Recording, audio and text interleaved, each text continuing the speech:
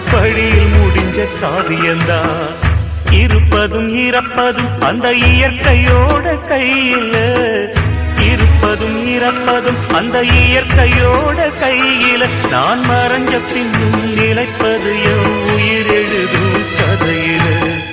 சந்திரனே சூரியனே நட்சத்திர நாயகனே, சந்திரனே சூரியனே நட்சத்திர நாயகனே.